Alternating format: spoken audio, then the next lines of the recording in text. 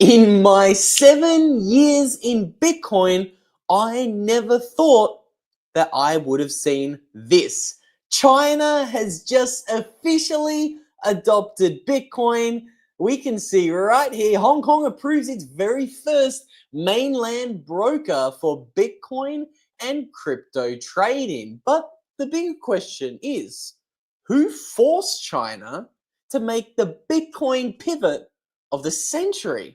Was it their neighbors, Vietnam, coming out and adopting Bitcoin? Let's not forget, we've seen just this week South Korea's new president proposing major banks to adopt Bitcoin. We also have the big news of Vietnam coming out and also officially recognizing Bitcoin and talking about strategic Bitcoin reserves. But I just saw a couple of videos that I think are pretty interesting.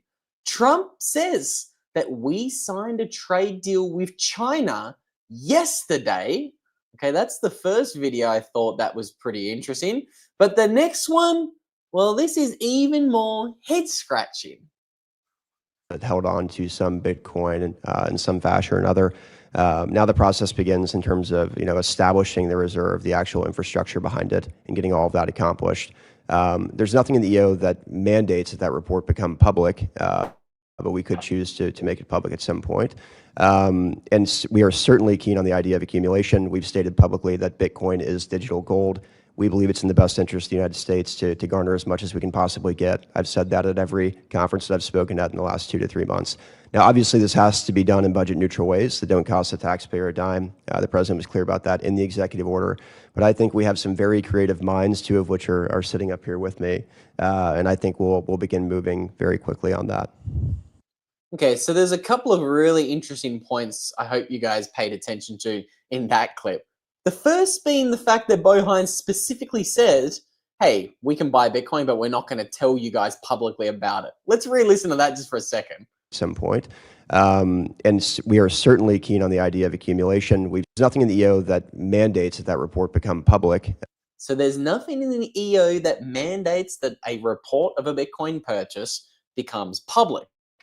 I'm not going to dive all the way down the American rabbit hole today because I just frankly don't have time, and we're about to do that over on the Simply Bitcoin YouTube channel in about 10 minutes time. So we're going to be unraveling that American rabbit hole. I want to just quickly focus on China today because I don't think it's just America forcing China's hand here to adopt Bitcoin. I think when we have a look at the broader timeline of what has happened in China, we're going to see some pretty interesting things because over the last decade, let's just say China's relationship with Bitcoin, it's been a little bit of an interesting one.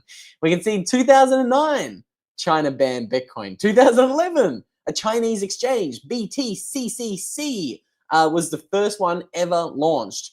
Then we can see 2013, the massive giants like Huobi and Bitmain were founded in China. But then all of a sudden, later that year in 2013, the Chinese government banned Bitcoin again from the banks and the domestic exchanges.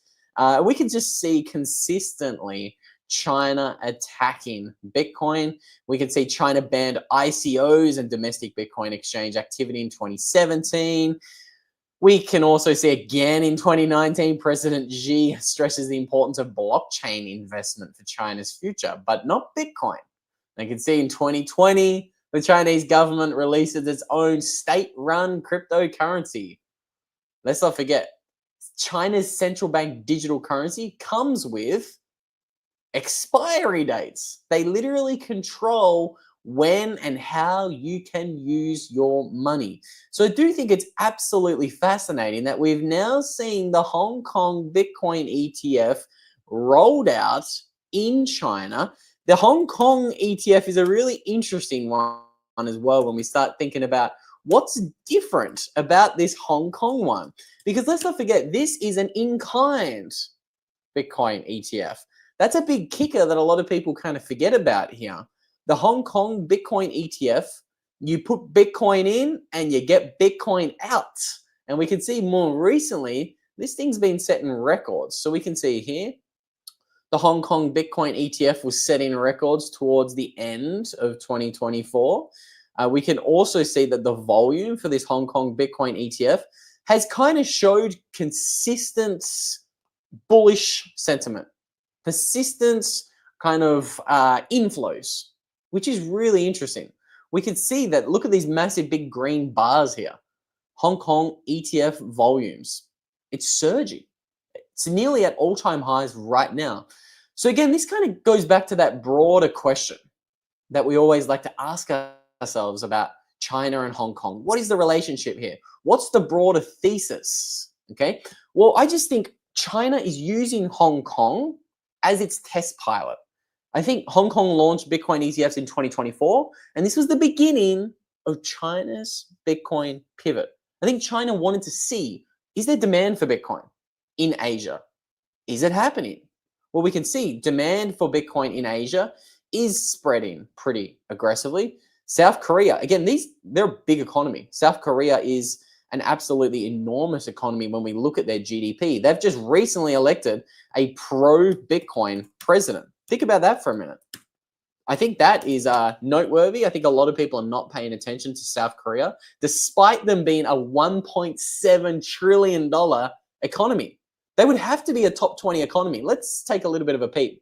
They are huge, they are massive, and nobody's paying attention.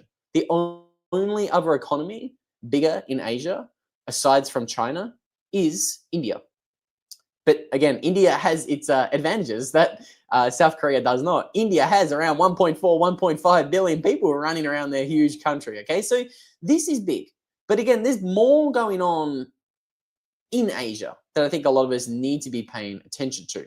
We have China, we have South Korea. I might have even recently saw India also begin to make a Bitcoin backflip. I might break this down for you guys over the weekend in a little bit more detail. But we can see here, literally hours ago, again, the timeline of all of this is really interesting. But India has renewable energy capacity to replicate Bhutan's Bitcoin mining success, says a government spokesman. This happened literally hours ago, 2 hours ago.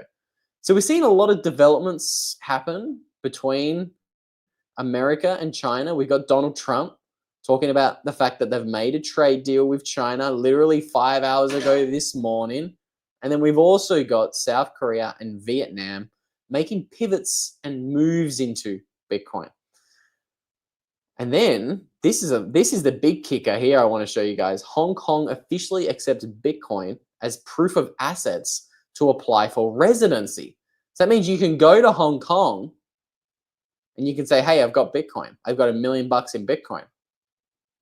Give me my residency. I think that's pretty interesting. That's incredibly bullish when we start thinking about the broader picture of what is going on in the Bitcoin space. I think that is, honestly, that is absolutely huge. Okay. So with all that said, guys, I'm going to keep this one super short, super brief. If you enjoyed this one, make sure you subscribe because I go live nearly every day. And we're putting out at least 7 pieces of long form content a week. So that's all I'm going to ask of you guys today. Make sure you subscribe so you catch the next piece of content. And with all that said, I'm going to jump on over to the Simply Bitcoin YouTube channel, and we're going to break down the American rabbit hole in a lot more detail. So I'll see you guys over there, and I wish you all a good end to your day.